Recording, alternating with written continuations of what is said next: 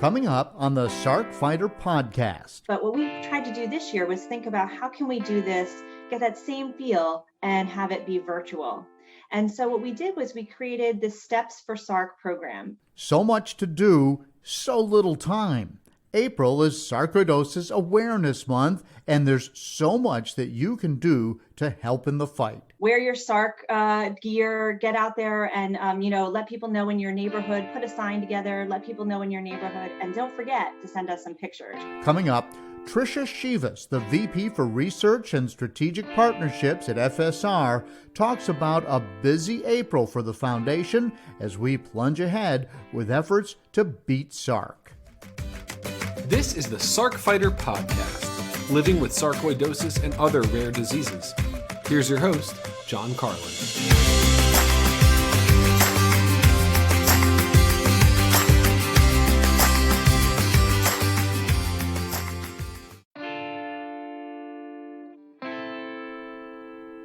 Hello and welcome to this special bonus episode of the Sarc Fighter Podcast, brought to you in part by a grant from aTyr Pharma. Again, this is a bonus edition because I wanted to get this on as early in April as possible to get everyone up to speed on Sarcoidosis Awareness Month. And I'll be joined by Tricha Shivas from FSR. She's got all the details on everything from Sarc Awareness Day, which is coming up, to actually a special presentation on dealing with prednisone, steroids, and sarcoidosis. And that is something that I have lived with. Just about everybody that I've interviewed here on the show has lived with. Nobody likes prednisone. Unfortunately or fortunately, it works, but the side effects are just terrible. And I'll be moderating that discussion, and that's coming up later on in the month of April. We'll be talking about that as well. So there's a whole lot of things going on in April, and Tricia will be joining us here in just a couple of minutes to talk about all of that.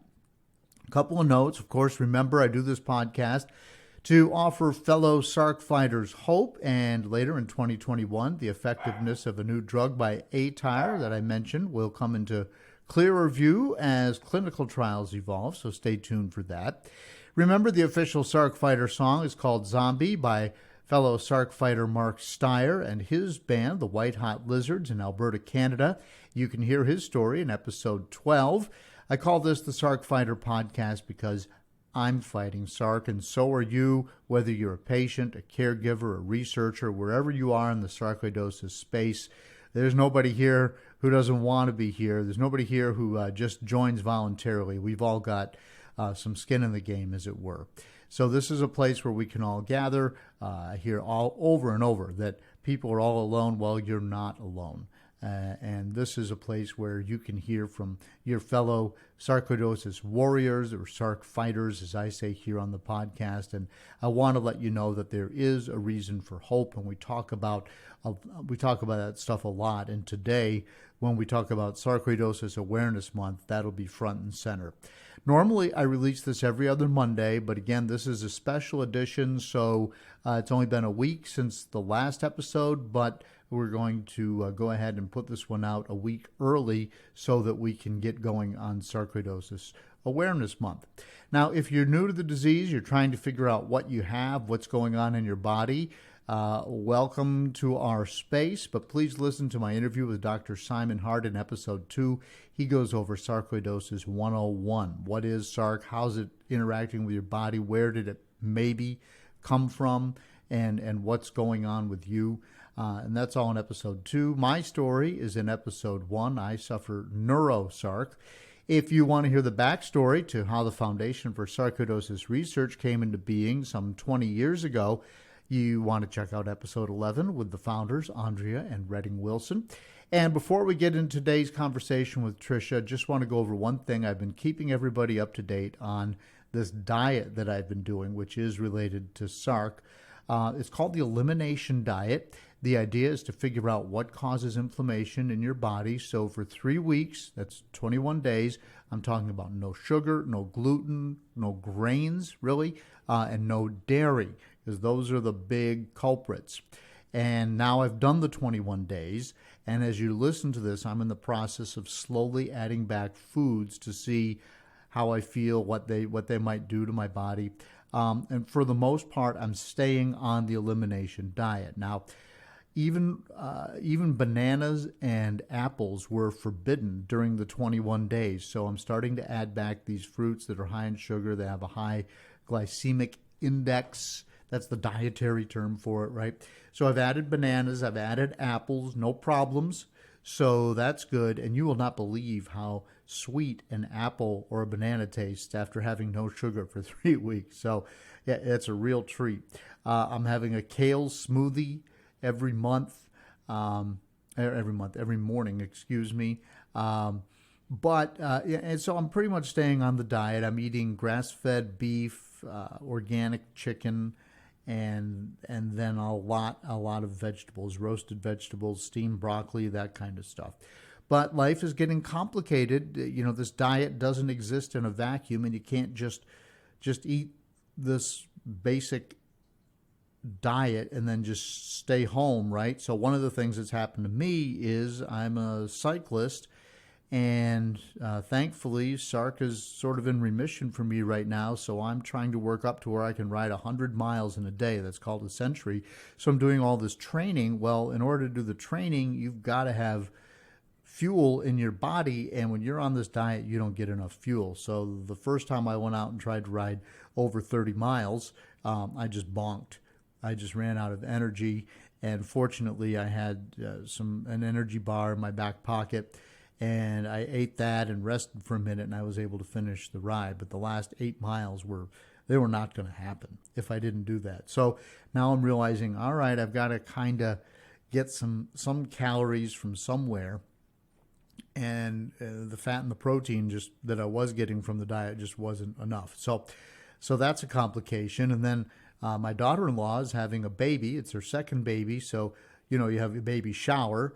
And then for every other baby after that, if you want to have a little gathering, they call that a sprinkle. So we had a sprinkle for my daughter-in-law, but there's all this food out there on the counter that my wife made and that everybody bought. And there's cupcakes and there's ham biscuits and all these things that are not the delicious mac and cheese that you can't have on the elimination diet. And I really had to look around and say, all right, what can I have here? So I had some of the fruit. I can't remember, but I stayed away from the mac and cheese for the most part. I stayed away from the ham biscuits. I did not have a cupcake, none of the, the sugary bakery stuff. And it was really, really difficult. But then the next morning I did have some mac and cheese because I was fueling for a bike ride, and I didn't feel any inflammation. But that's the closest I had come to cheese and or gluten from the macaroni, which presumably is made with regular white flour. So, but I had very little. So I just want to keep you up to date on how it's going. I will tell you that I have a lot more energy than I did before the diet. My brain fog seems to have cleared a little bit. That's good. The inflammation that I have in my body basically comes from the permanent damage on my spinal cord from scarring from Sarc and from the surgery to diagnose it. So I can tell you that, when I feel inflammation, when I have what I call a Sarky day in my legs, that's kind of what I feel. And I can honestly say that hasn't gone away, but it has been reduced. So I don't feel my legs feeling quite as clogged up, and for me it emerges as numbness or tingling, and it hasn't been quite as bad. And the other thing that you get with the elimination diet is you're working on your microbiome, which is essentially the composition of all the bacteria in your gut. And that is where serotonin is generated in your body. It doesn't come from your brain, it comes from your gut, and then tells your brain how you feel. And, I do suffer from days where I can be pretty moody or have a hair trigger, and I'm not on prednisone anymore, so I don't have that excuse. And there are days when I feel really, really good and happy. But I have had a couple of angry days, I'm not going to lie. My coworkers just knew to give me a wide berth, and I even apologized. I said, but I'm not I'm not in a happy place today. So little things that normally would just roll off your back, you tend to get angry about. So that is one of the things that I'm hoping improves over time if I can continue to keep my gut healthy. And I'm also taking a probiotic, which is called Just Thrive. And that's a brand that was recommended to me by my dietitian and food coach right now, Lindsay Nuremberg, who runs Nourish by Lindsay. And she's the wife of Ryan Nuremberg, who is a fellow Sarc fighter. And she went and got certified because she got so interested in helping him. And he's made great strides by going through this process. So she agreed to help me out. She's doing it pro bono, and I appreciate that. And there's a link to Nourish by Lindsay in the show notes here. So if that's something you want to consider, that's how it's going. So I've been promising to keep you up to date on the diet, and that's where I am so far. Just wanted to, going through all this for me, but also so I can kind of be the guinea pig for you. So it doesn't do any good if I don't report it out to you. But today is all about April and the great things coming up from FSR and Tricha Shivas, and she is coming up next. I feel like a zombie, just feeding and stumbling.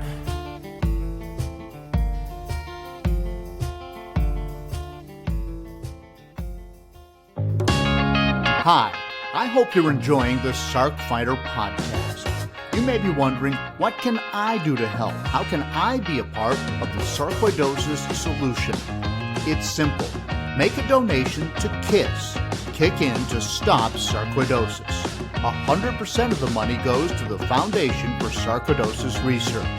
Look for a link in the show notes of the Sarc Fighter Podcast.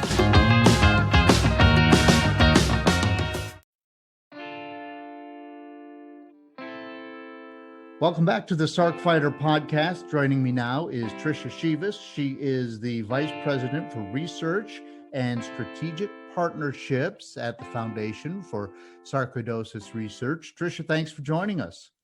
Thank you so much for having us, John. I'm really excited to be here. I'm really excited to talk to you a little bit about what's going on in April. We have a really exciting Sarcoidosis Awareness Month coming up, and really excited to have the chance to speak with you. You know, it has been such a difficult task since COVID broke on the scene. And, a year ago, people were planning 5Ks, and there was all this stuff going on and all this awareness, and nobody had a chance. So here's the word again, pivot, because it hit in March, and here we were in April, and nobody knew how to do all the virtual events that we're doing now, right? So, but now we've had a year to figure it out, and the foundation has all kinds of stuff going on in April. So let's get into this. What do you want to talk about first? Well, let's start. You kind of set me up. You kind of teed me up perfectly for the Steps for Sarc program and our virtual walk that we're doing this year. So we know it's really challenging for people to get out and do the typical walks that we have done in the past. We have an incredible program that people have been participating in for years through our KISS program. But what we tried to do this year was think about how can we do this, get that same feel, and have it be virtual. And so what we did was we created the Steps for Sarc program. And what you can do is just track your steps every day. Our goal is 9 million steps, which is essentially Chicago to Italy. We can't get there by plane, but we're going to get there by walking as a community together. And, it's not that hard to keep track of your steps, even if you don't have one of the fancy watches or a fancy app for your phone. You can make estimates, and we have some tips and tricks on the site for you to learn how to make estimates about how long you're walking. So, for example, if you're walking a block, X number of steps equals X number of miles, and they'll be able to sort of tell you how that works. We have little tricks in there. If you go to the mailbox, this is how many steps it roughly is. If you're going to the kitchen, this is roughly how many steps it is. So everybody can participate. Our goal through this program is really to help raise awareness. And the way that you can do that is go online, share your story, share the opportunities through Steps for Sarc in order to get the word out there so people know it. And the really fun thing is on the weekend, the very last weekend of April, we're hosting a particular event we're calling Everybody Step In for the Weekend. And we're going to put together a Spotify list for everybody. We're hoping that you'll send in some recommendations for us on the Spotify list so we can make this a real party list. And then the idea is that you can dance your steps, or you can go out and walk listening to our Spotify playlist. We're encouraging everybody on that last weekend, our last push, to get some balloons, wear your Sarc gear, get out there and, let people know in your neighborhood, put a sign together, let people know in your neighborhood. And don't forget to send us some pictures, because we want to be able to post those up on social media. Yeah, social media that's how we all communicate anymore, isn't it? Mm-hmm. It's funny. Just a quick aside. So I did a TED Talk on how social media was beginning to rival traditional media. And I did that, I want to say it was 6 years ago. And everything I predicted has come true. Wow. It's just so funny. And it's like, who's the reporter, who's the journalist anymore? Because everybody's got a phone. So for instance, I went to a doctor's appointment this morning and I drove past this terrible accident, and I got in there and I said, oh, there's a bad wreck at the intersection with Colonial Avenue. They said, oh yeah, we saw the pictures. And I know that they saw it online from their Facebook friends or from other people who are traveling, because, it hadn't been on the news yet, which is what I do, of course, So, it's all starting to come together. But anyway, the pictures are so important. So people have to do that, and they have to do it along the way too. And I will share that I wanted to get out in front of this. So I signed up for the STEPS program this morning. I agreed to walk my dog 10 miles for the month. And I made a donation myself, and then I shared it I shared it on my Facebook page and on my LinkedIn page. So hopefully we'll start generating some money before April even gets here with that. So. Yeah, to tell you the truth, we have 10 teams, and we have already started to raise some money. So we're really excited to see that, and people's enthusiasm to kind of get going and get moving as a community. We're really excited to see all that. And just as a reminder, there are lots of tips and tricks on that page, including how to email your friends and loved ones, how to post something onto social media. If that's a little intimidating for you, don't worry. There's lots of tips and tricks on how to do everything that you need to do in order to be successful. Yeah, don't let it overwhelm you, because it really is. It's pretty basic, and then with the tips and tricks, you can definitely get there. But there is a fundraising goal associated with that, is there not? Yes. Yeah. We're trying to raise $25,000. So help us get there, help us reach that. We are hopeful that as a community, we can make that possible. That makes possible for us a number of different things, helping to support all our support programs that we have. We just had a really fantastic training for all of our patient advocates, and we want to be able to continue those kind of trainings throughout the year.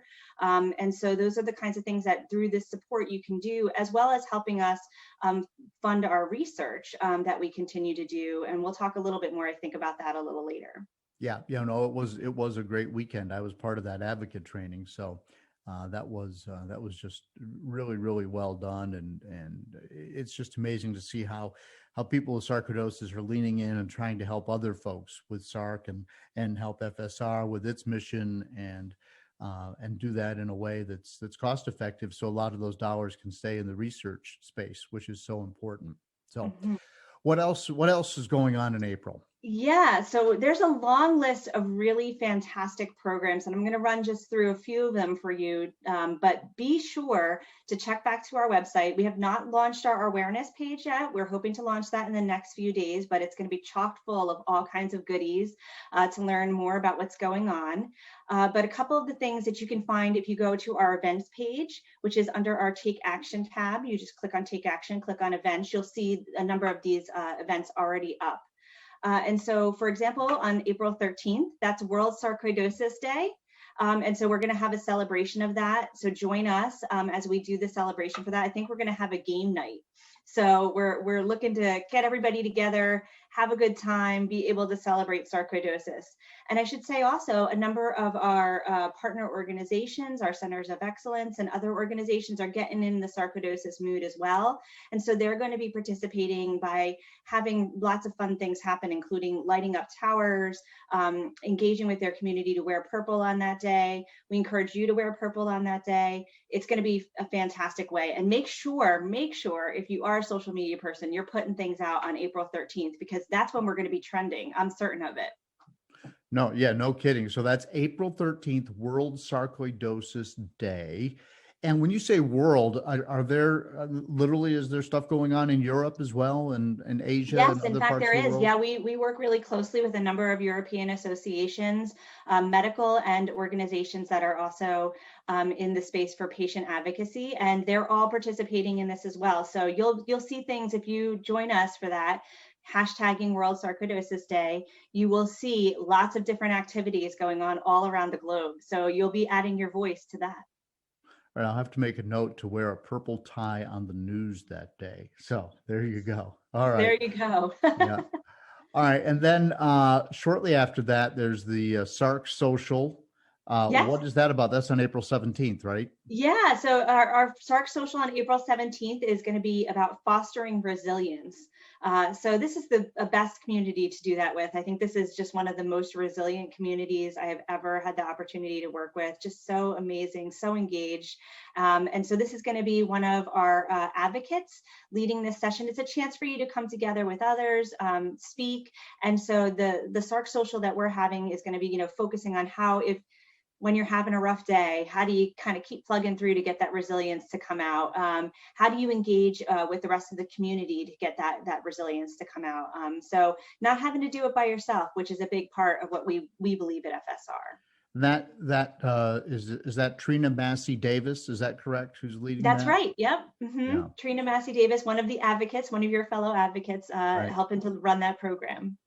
Outstanding. Great. And then cooking and nutrition. That's, as if people have been listening to this podcast, they know that I have been talking about this a lot, trying to find those anti-inflammatory foods and how to eat better and keep everything in check in terms of your daily symptoms. And I'm so glad that FSR is tackling this, because it's an area that we don't know a lot about as patients, for sure. And we're really excited to do this. Yeah. We're so excited to be a part of this and have the opportunity to raise this. And yes, John, we're so grateful for you to continue to raise that. It's such an important issue. There's, one of the things that you can try to do is eat healthy, and that's true for all of us and at every time in our life. And it can be a challenge, but the exciting part about this is it's a cook along. So we're asking you to make sure that you have your aprons ready and your bowls and other things. They're going to not only just be giving you tips and tricks, which are really important, but also going to be helping you make something that is going to be a good nutritional option for you as you kind of move through. So be sure to join us. It's going to be a lot of fun. We're going to get in the kitchen and get our hands dirty and, to help to make some really good food. Oh, that sounds great. And I'll just share quickly, anecdotally, that I've been working with a nutritionist who's a wife of one of my guests here on the podcast, and she is really helping me to eat clean and to avoid processed foods and bad fats while still finding good fats. And I have had way more energy.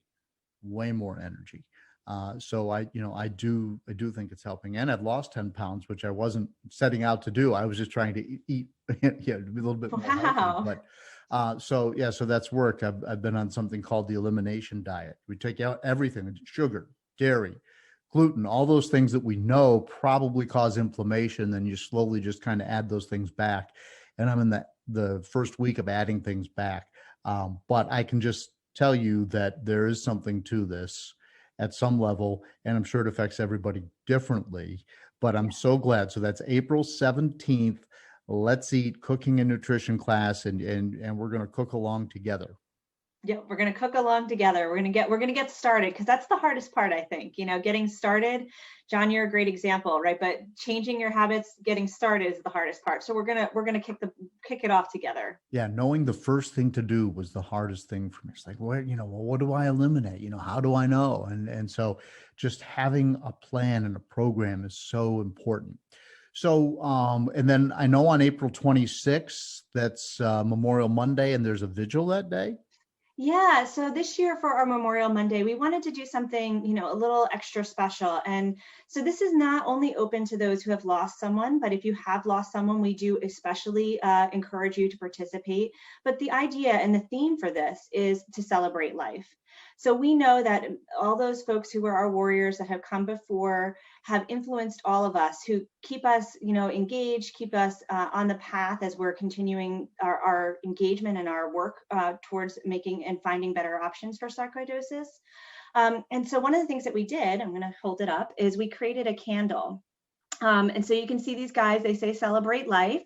And if you kind of look around, this is a branded candle for the Foundation for Sarcoidosis Research. And so you see the Celebrate Life theme, you see FSR's logo. This is the only unscented candle that these gentlemen have. And so they have a really great candle shop with all kinds of different smells and things like that. But we knew our community, smells can sometimes be a challenge. And so we literally have the only unscented candle in their mix. And the other reason we selected this candle company is they use ingredients that are non-carcinogenic and soy-based. And so because of that, a lot less risk for those who do have pulmonary sarc of having problems as a result of it. Proceeds from this candle are going to be going to FSR and helping FSR. And we love the theme. In addition to that, what we are doing for the vigil itself is we're going to have a program. We're going to have some folks speak who have been part of the FSR community for a long time, including some caregivers, loved ones who have lost someone. We'll also have the board of directors and also the CEO, Mary McGowan, speaking on this as well, in order to help us, celebrate. And then the thing that we're doing that we're really excited about is, an image, putting an image up of a loved one, their name and what they love, something about them that they love. And we're going to be having a slideshow on that because, it's really important for us to continue to think about those that have come before. We always need to think about those that have come before, but also getting to know them so we can carry them in our heart with us. And so that's part of what this is. Yeah, outstanding. And we will put a picture of that candle in the show notes. Can you hold it up one more time for me? Sure. Yeah, absolutely. I just want to describe it quickly to folks, but it's kind of got a purple background and it's kind of a fun looking candle. In addition to one more time, hang on just a second. I'm going to grab a screenshot of it so I can put that in the show notes as well. And and it's got a nice diverse mix of people on it. And I think it's going to be a winner. And you can put me down for one for sure. Oh, great, John. Thank you. And just so you know, the design of this was very thoughtful. It has snowflakes, it's purple, and we have the groups of people, as he said, the diverse community arm in arm, because that's how we see it. We all help each other. We're all there to kind of hold each other up, and we're there to celebrate together. So that was part of our planning for this. This is meant to be a candle we can use all year long as we're celebrating together and we're working together as we look for a cure. Yeah. And for people who don't understand the snowflake reference, do you just want to go over that real quick? Yeah, absolutely. So sarcoidosis is one of those conditions. It is the condition really that is so complicated.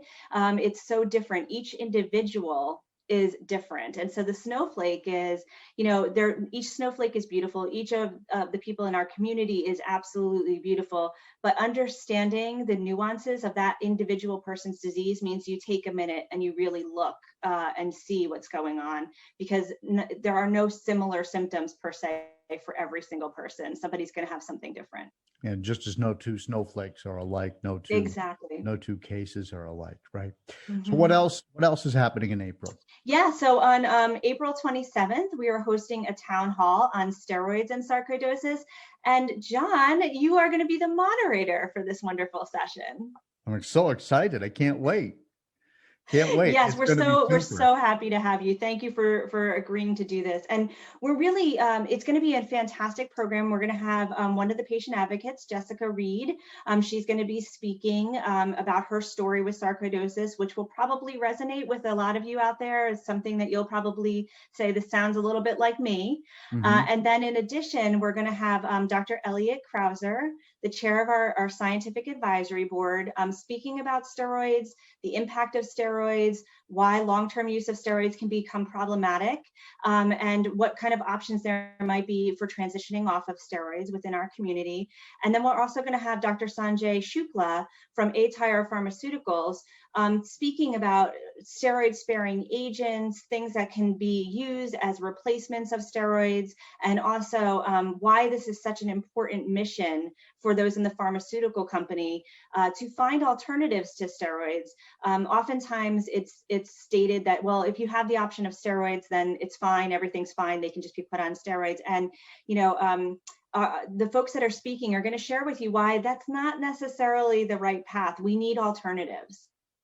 Yeah, absolutely. So, and I'm looking forward to hosting that. Of course, I've interviewed Dr. Shukla before because aTyr helps to underwrite the cost of the podcast, and that's greatly appreciated. So, yeah, that's going to be super, and I really hope people will tune in and check that out. And of course, we'll turn that into a podcast itself, and people will be able to get it right here on the channel. So that's good as well. And yes, then, fantastic. You've got an event on Inspire as well going on. Yes, Yeah. we do. This is a very popular event that we have had year after year. But what's exciting about this one's kind of a little unique, is we are working with National Jewish Health, and we are going to have multiple providers responding to you. So in the past, we have had it where we had one expert, but you're going to have really meet the experts in this case. You're going to have multiple people responding to this. So those of you that don't know about our Inspire community, be sure to join on. You just go into Inspire and look up Inspire support communities. You'll be able to find it. Look up Sarcoidosis when you're there. You'll find us. And it's a great opportunity to ask questions directly to an expert, get direct answers from the experts. We have over 62,000 people who are part of our Inspire community that are talking every day, sharing tips and tricks with each other. So not only is it a great entranceway for those of you that are not a part of the community to learn more about the Inspire community, but it's a chance to really learn from those that are working every day as physicians and providers in this space. Outstanding. So do we know the date on that yet? That's to be determined. We're working with our experts to, they have such busy schedules. We're trying to figure out what it will be, but it will be before the end of the month. We're just kind of finalizing the dates. Okay, great. And so we'll just, will that be in the newsletter? How will people find out about that? Sure. Social media? Yeah, social media. We'll be posting on social media, and also always make sure that you're signed up for our newsletter. You can sign up on our website. There's a join our community section. Please sign up and we will add you to our newsletter list. There'll be a number of different ways that we'll send information out to you. And then of course, once we have it ready, we'll put it onto the events page again. So you can always find information for any events that are going on our events page. Again, there you just go into the Take Action tab, which is the purple tab, and select events, and you'll be able to find it. Got it. So what else do you have going on? So just two more big programs I want to mention. We have a wellness program on chronic pain and fatigue. So our wellness series has been phenomenal. For those of you that have had the chance to join in on this has been just an incredible opportunity to help people, recenter, refocus as they're dealing with different issues, especially during the COVID period. We know this is so important. Mental health and wellness is so important during this period, especially. And so some of the programs we've had in the past include meditation, Qigong.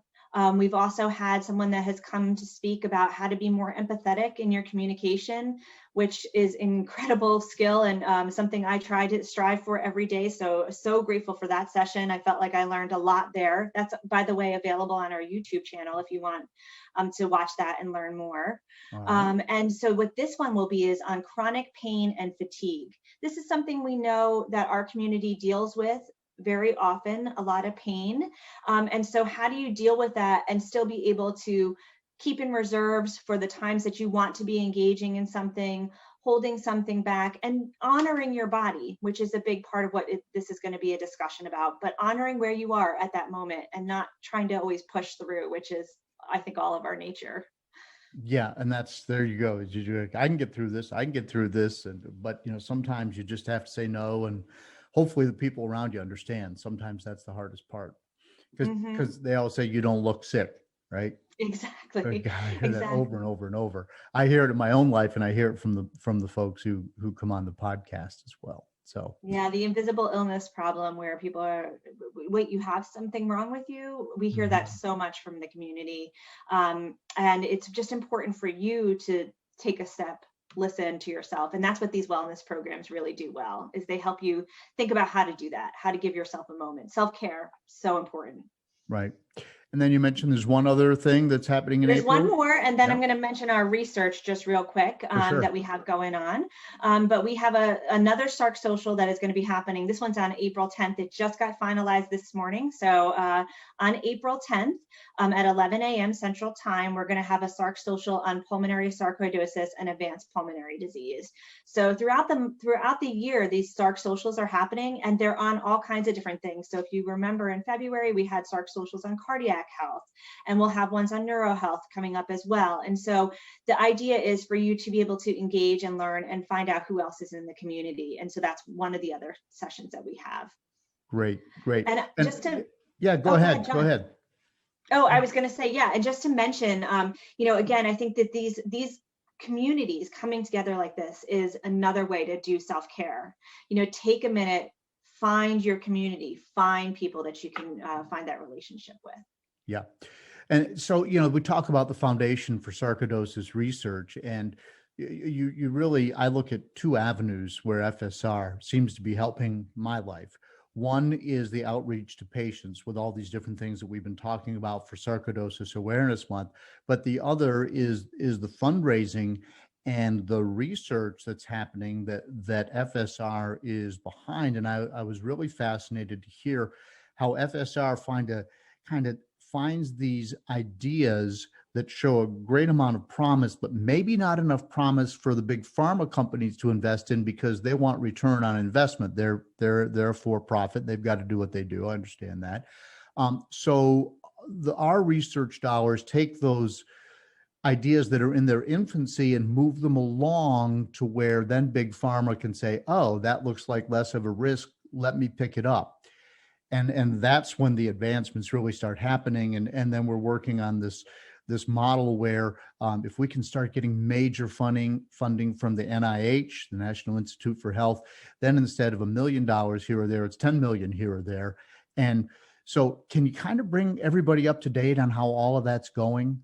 Yeah, thank you. Thank you so much for, and I think your synopsis of our mission and our goal within this is exactly right. So part of what we need to do is find ways to help support academic researchers who are really trying to dig in deeper into what is going on, what are the mechanisms that cause sarcoidosis, what are the challenges that people with sarcoidosis particularly have, what kinds of medications that are already out there might be good models for sarcoidosis, but all of that requires some really good evidence. And so in order to take and move the needle forward on any of this kind of work, any of the researchers that we have need to be able to show there's good data underneath it.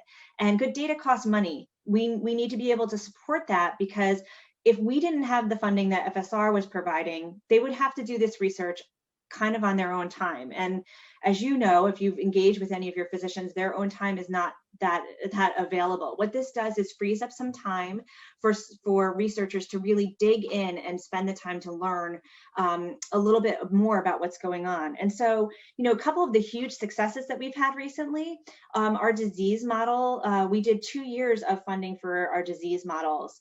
And as a result of that, we're now seeing pharmaceutical companies starting to use the disease models that have come out of that research. And that's thanks to all of you. So, if we didn't have that, that would be enormous. And just to give a background on what a disease model is, it's the way that they can test a drug before it's tested in a human being. And so it's really important to have a test version so they can see if there are any side effects, challenges, but it needs to mimic the person who's living with the disease. And that's one of the big challenges that we always face. And so this disease model grants that we've funded have now been yielding some really exciting results. In fact, one of the researchers also won a very prestigious award as a result of this, which will now help fund continual research in this space as well. So we are continuing to see really exciting things come out of it. We also have our fellowship programs, and our fellows, our first class of fellows just graduated this year. And so it's really exciting to see them as they're coming into 2021, what has happened. And we've already had one of our fellows receive NIH funding, John. Wow, so great. that goes right to what you were saying. We need those NIH dollars, and we've had one of our fellows receive NIH funding so they can continue to work in this space.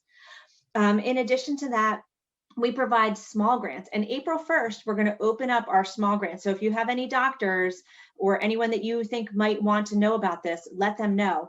So sometimes getting just a little bit of funding, which we provide $25,000 for these small grants, but that little bit of funding can be what makes it possible for someone to get the materials they need to run the test that they need to run, or it can make it possible for them to have the support with their other fellows or their other researchers and give them a little bit of time that allows them to focus their attention on things like that. And it's things like that that don't get funding elsewhere. This is uniquely to FSR, and we're able to help bridge that gap so that data can come out.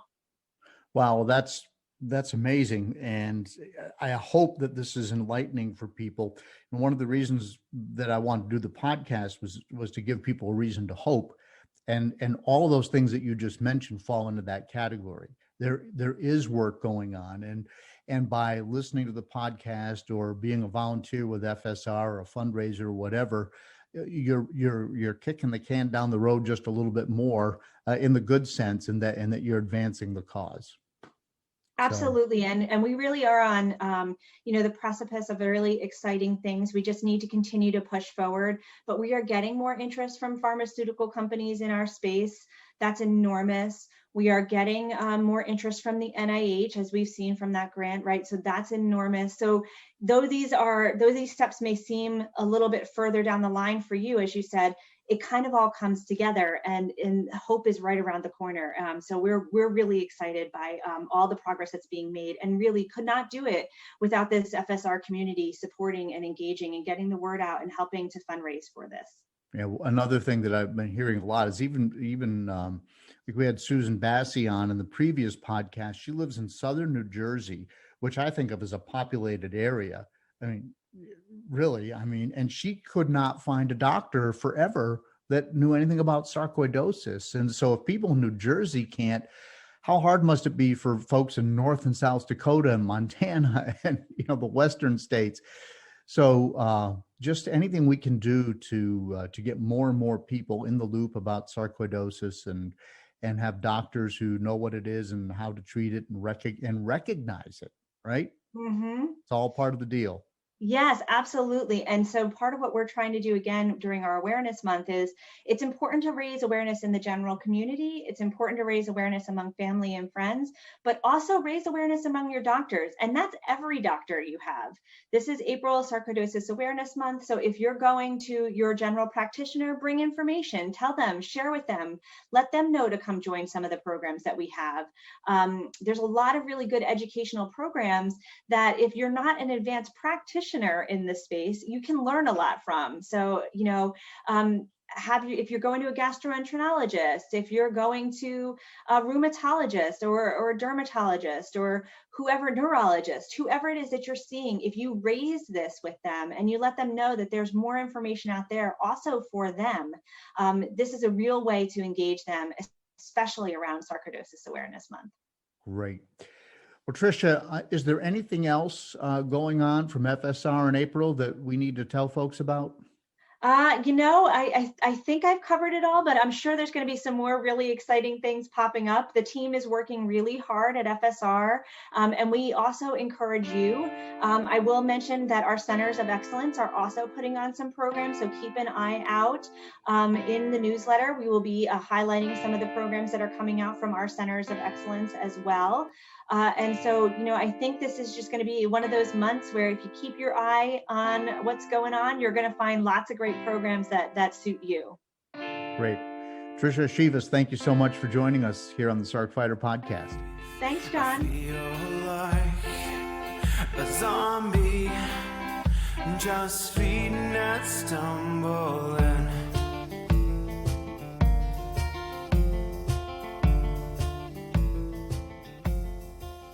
Thanks to Tricha. And by the way, I am participating in the Steps for Sarc campaign. It's very easy. You just sign up and then you hit the share button, and a very professional little page goes out to your Facebook page, Twitter, your LinkedIn, and you can share it with a little message, and people are already giving. And so if you want to start your own campaign, you can do that. It's quite easy. I highly recommend it. But if you don't, you can always donate to me. You can find me on Facebook. Just Google John Carlin and you'll find me there. And then just click on the page and click on the campaign, and I'll put a link in the show notes to make it easy for you. But I'll also put a link into how you can start your own.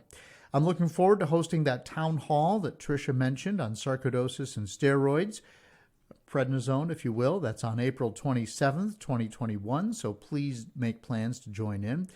In the meantime, if you have any questions or thoughts, if you want to be on the podcast, you want to share your story, send me an email, carlinagency@gmail.com in the show notes. Please follow The Sarc Fighter on Instagram and Sarc Fighter on Facebook. And I do appreciate all of your interest in the Sarc Fighter podcast. It helps me reach more people and grow the show if you share the link on your social media. I do appreciate that so much. And if you like this, please just tell one person. Just tell one other person in the sarcoidosis space, hey, you've got to check out the Sarc Fighter podcast. And then if you like, please give the show a nice review on Apple Podcasts. That helps as well. Thanks again to Tricha for joining me here today. I'll continue to let you know how I progress with the diet. And by the time I release the next episode, maybe I will have reintroduced some more foods, and we can see how I'm doing with dairy, gluten, and maybe sugar. Although I have a feeling it'll be a long time before I ever see another chocolate chip cookie. All right, till next time, keep fighting.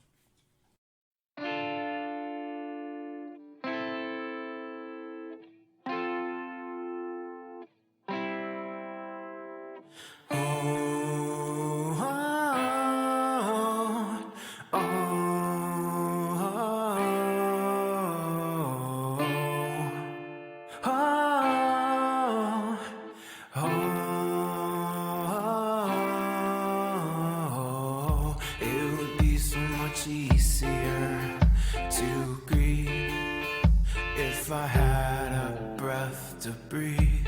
I feel like a zombie, just feeding and stumbling.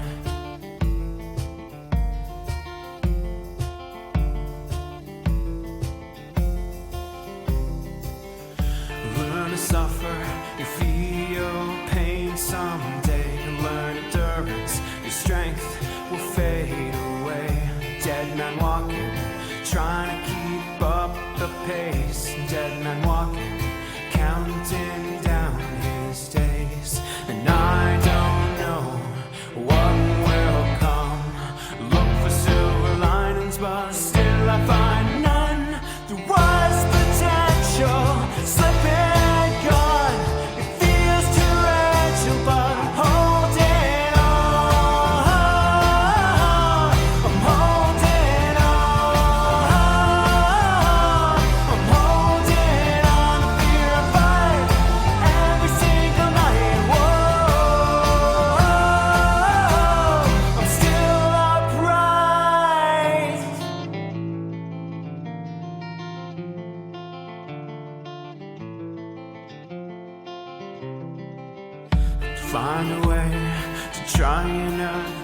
about your life. It's not the why, but the how that plagues my mind. A new perspective, appreciate what you've got. We're dead men walking, in an instant it could be gone. And I don't know what will come.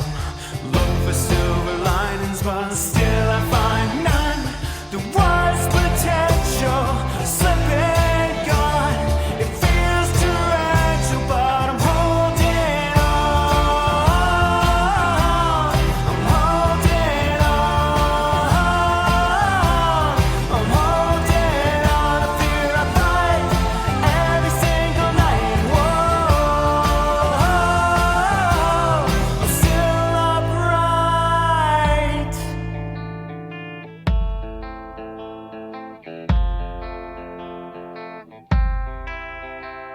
Wherever there is happiness, fight to be there too.